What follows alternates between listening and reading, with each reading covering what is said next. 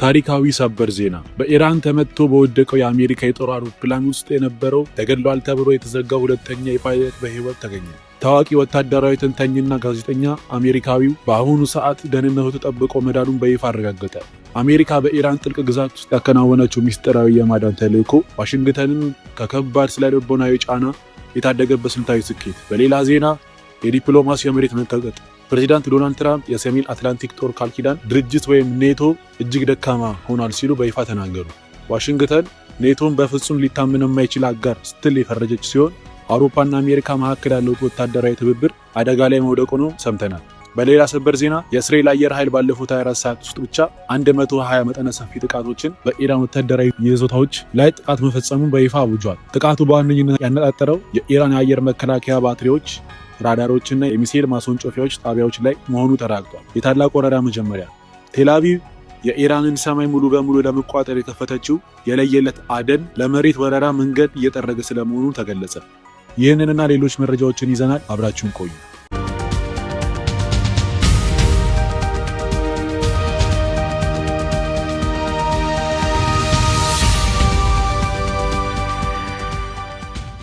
በጦርነት አውድማ ውስጥ የአንድ ወታደር ህይወት የሀገርን ስትራቴጂ የመቀየር አቅም አለው። ለሰዓታት ደብዛው ጠፍቶ የቆየውና በመላው አሜሪካ ከፍተኛ ጭንቀት ፈጥሮ የነበረው የአየር ኃይል ፓይለት እጣ ፋንታ ዛሬ አስገራሚ መልክ ይዟል። ታዋቂ ወታደራዊ ተንታኝና ጋዜጠኛ ጃክ መርፊ አሁን ይዞት በወጣው መረጃ የቀጠና ወታደራዊ ውጥረት ለጊዜው ቢሆንም ረገብ የሚያደርግ ነው። በኢራን ምድር ተመትቶ ከወደቀ አውሮፕላን ውስጥ የነበረው ሁለተኛ ፓይለት በህይወት ተገኝቶ መዳኑ ተረጋግጧል። ይህ ተራ የመታደግ ዜና አይደለም። ይልቁንም አሜሪካ በጠላት ግዛት ውስጥ ያላትን ፍለጋና የማዳን አቅም ምን ያህል ጥልቅ እንደሆነ የሚያሳይ ስልታዊ ምልክት ነው። ዝርዝሩን እንመለከተዋለን።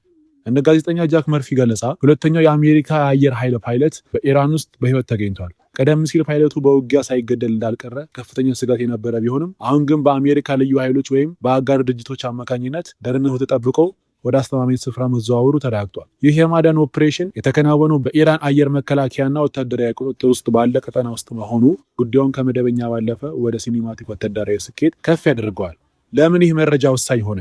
የአሜሪካ ወታደር በኢራን እጅ መውደቅ ወይም መገደል ለፕሬዚዳንት ዶናልድ ትራምፕ አስተዳደር የፖለቲካና የወታደራዊ ጫና የሚፈጥር ነበረ። ቴህራን ፓይለቱን እንደ የጦር ምርኮኛ በመጠቀም ዋሽንግተን ላይ የዲፕሎማሲያዊ የበላይነት ለማግኘት የምታደርጉ ጥረት በዚህ የጃክ መርፊ መረጃ መሰረት ከሽፉ። አሜሪካ የገዛ ፓይለቷን ከኢራን ምድር ነጥቃ ማውጣቷ ለቴህራን አሁንም ቢሆን በእጃቸው ውስጥ ገብተን የፈለግነውን ነገር ማድረግ እንችላለን የሚል ስልታዊ ምልክት ያስተላለፈችበት እርምጃ ነው። ወታደራዊ ተንታኞች እንደሚሉት ዋሽንግተን አሁን ከምርኮኛ ስጋት ነፃ በመሆኗ በኢራን ላይ የምታደርገው የአየር ድብደባና የመሰረተ ልማት ውድመት እርምጃ ይበልጥ ምህረት የሌለው ልታደርገው ትችላለች። የጃክ መርፊ መረጃ እውነት ከሆነ በመካከለኛው ምስራቅ ያለው የቼስ ጨዋታ አሁን ወደ መጨረሻውና እጅግ አደገኛ ምዕራፍ ተሸጋግሯል። የመጨረሻው ሰዓት እየቀረበ ነው። የሰላም ወሬ ቢኖርም በመሬት ላይ ያለው ወታደራዊ ዝግጅት ግን አሁንም በታላቁ ፍንዳታ ሰዓታትን እየጠበቀ ይመስላል። በሌላ ዜና ከሁለተኛ ዓለም ጦርነት ማብቂያ ጀምሮ ለ7 አስርተ ዓመታት የምዕራባውያን መከላከያ ምሰሶ ሆኖ የቆየው ኔቶ ዛሬ በገዛ መስራቹ እና በዋነኛ ደጋፊ ከባድ የሞት ፍርድ ተፈርዶበታል። ፕሬዚዳንት ዶናልድ ትራምፕ ዛሬ ለዓለም ያስተላለፉት መልእክት ተራ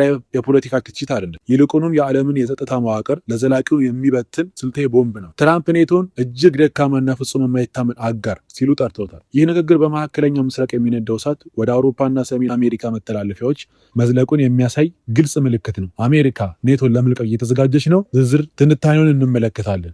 ፕሬዚዳንት ዶናልድ ትራምፕ ይህንን ሸካራ መግለጽ የሰነዘሩት በድንገት አይደለም። ስልታዊ ተንታኞች እንደሚሉት የአሜሪካ በኢራን ላይ ለከፈተችው ጦርነትና የሆርሙዝ ሰርጥ በኃይል ለማስከፈት ላቀደችው ዓለም አቀፍ ጥምረት የኔቶ አባላት በይፋ አንሳተፍም ማለታቸው ትራምፕን ለዚህ ውሳኔ አብቅቷቸዋል። ጣሊያን፣ ስፔን፣ ፈረንሳይና ሌሎች የአውሮፓ ሀገሮች ዋሽንግተንን በረገረጉ ውስጥ ለብቻዋ ትተዋት መውጣታቸው በትራምፕ እይታ ክህደት ተደርጎ ተወስዷል። ትራምፕ ሊታመን የማይችል አጋር ሲሉ አሜሪካ ካሁን በኋላ ለአውሮፓ ደህንነት የምታወጣውን ቢሊዮኖች እና ወታደራዊ ጥበቃ ለማቆም መወሰኗ ፍንጭ እየሰጡ ነው። ይህ ደግሞ በብራስልስና በለንደን የስልጣን ኮሪደሮች ውስጥ ከፍተኛ ድንጋጤ ፈጥሯል። አሜሪካ ከኔቶ ጀርባዋን የምታዞር ከሆነ አውሮፓ በሩሲያና በሌሎች ተፈናቃዮች ፊት እርቃኗን ትቀራለች። ትራምፕ አሜሪካ ቀድማ የሚለው ፖሊሲያቸውን ወደ መጨረሻው ምዕራፍ እያሸጋገሩት ይገኛሉ። ይህ አሜሪካን ከዓለም አቀፍ ግዴታዎች በማላቀቅ ብቸኛ ወታደራዊ ጉልበቷን በኢራንና በቻይና ላይ ለማተኮር የታለመ ስልት ይመስላል። የስልታዊ ስብራት ለሞስኮና ለቤጂንግ ታላቅ ዜና ነው። የምዕራባውያን አንድነት ሲፈራርስ የዓለም ኃይል ሚዛን ወደ ምስራቁ ግንባር ማዘንበሉ አይቀሬ ነው።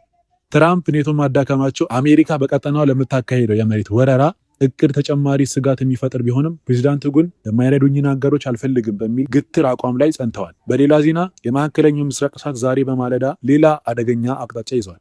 ጥቁሩ ጭስ አሁን ከኢራንና ከእስራኤል ድንበሮች አልፎ በፋርስ ባህረ ሰላጤ ላይ በምትገኘው ባህሬን ሰማይ ላይ ይታያል። ቴህራን ለሚሰነዘርብኝ ማንኛውም ጥቃት አሜሪካን የምትረዱ ሀገራት ዋጋ ትከፍላላችሁ በማለት የሰጠችውን ማስጠንቀቂያ ዛሬ በባህሬን ላይ እውን ሆኗል። የኢራን ባላስቲክ ሚሳኤሎች የባህሬን የነዳጅ ኩባንያዎች የሆነውን የቦስኮ ማጣሪያዎችን አጋይተዋል። ይህ ተራ ወታደራዊ ድብደባ አይደለም፣ ይልቁንም አሜሪካ በቀጠና ያላትን ስልታዊ ምሽግ ለማፍረስ የታለመ የለየለት ኦፕሬሽን ነው። በዝርዝር እናየዋለን።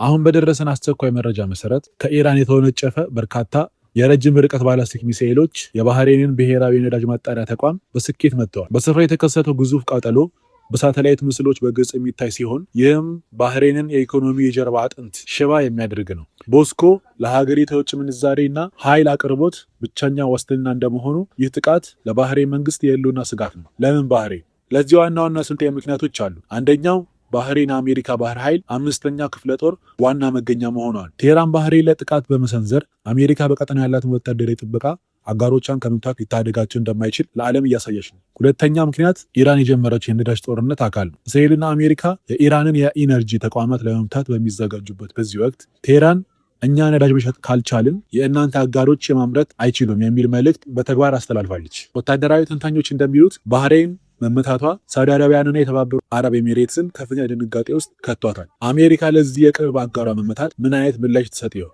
ፔንታጎን አሁን ባህሬን ላይ የወሰደውን እሳት እንደ ምክንያት በመጠቀም የመሬት ወረራውን ያጠፋዋል ወይስ የነዳጅ ዋጋ መናር ዋሽንግተንን ወደ ድርድር ያስገድዳታል? የመካከለኛው ምስራቅ ጨዋታ አሁን ወደ ባህር ላይ እልቂት ተሸጋግሯል።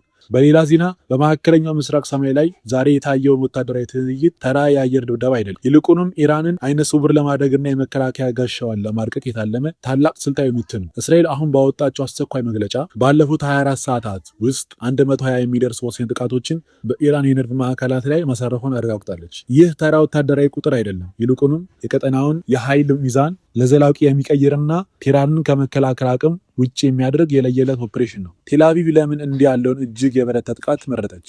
ትንታኔውን እንመለከታለን። የእስራኤል መከላከያ ሰራዊት እንደገለጸው ጥቃቱ ያነጣጠረው በኢራን አየር መከላከያ ሰራዊቶችና በረጅም ርቀት ሚሳኤል ይዞቶች ነው። 121 ቀን ውስጥ መፈጸማቸው ማለት በእያንዳንዱ 12 ደቂቃዎች ውስጥ አንድ የኢራን ስልታዊ ስፍራ በቦምብ እየጋየ ነበር ማለት ነው። የስልታዊ ማሽመድመድ የታለመው የኢራንን ራዳሮች በማውደም የእስራኤልና የአሜሪካ የጦር አውሮፕላኖች በኢራን ሰማይ ላይ ያለምንም ስጋት እንዲበሩ መንገድ ለመጥረግ ነው። ጥያቄው ግን ለምን አሁን የሚለው ነው። ወታደራዊ ተንታኞች እንደሚሉት ይህ የአየር ላይ የበላይነትን የማረጋገጥ እርምጃ አሜሪካ በሚቀጥለው ሳምንት መጀመሪያ ላይ የምታካሂደው ከፍተኛ የመሬት ወረራ የቀረበ ወሳኝ መነሻ ነው። ኢራን አየር ላይ የመከላከል አቅሟን ካጣች በመሬት ላይ የሚንቀሳቀሰው የአሜሪካ እግረኛ ጦር ከሰማይ በሚወርድ ሚሳኤል ሳይታወቅ የፈለገውን ስልታዊ ስፍራ መቆጣጠር ይችላል። የእስራኤል ጦር የኢራንን ሚሳኤል ማስወንጨፊያዎች መምታቱ ደግሞ ቴህራን በቴልአቪቭ ላይ የምትሰነዝረውን አጸፋዊ እርምጃ አስቀድሞ የማክሸፍ ስልት ነው። የስልታዊ ጦርነቱን ወደ መጨረሻው ምዕራፍ እየገፋ ይገኛል። ኢራን አሁን ባለችበት ሁኔታ የአየር ክልሏን የመጠበቅ አቅሟ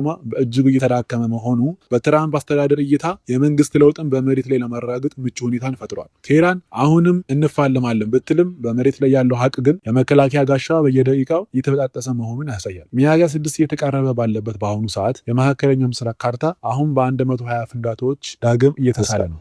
ለዛሬ ያዘጋጀነው ስልታዊ ትንታኔን ይመስላል። መረጃ ጠቃሚ ሆኖ ካገኛችሁት ላይክ በማድረግ ድጋፎን ይግለጹ። ሰብስክራይብ በማድረግ የቤተሰባችን አባል ይሁኑ። በቀጣይ በሌላ ጥልቅ ትንታኔ እስክንገናኝ ድረስ ሰላም ለዓለማችን ይሁን።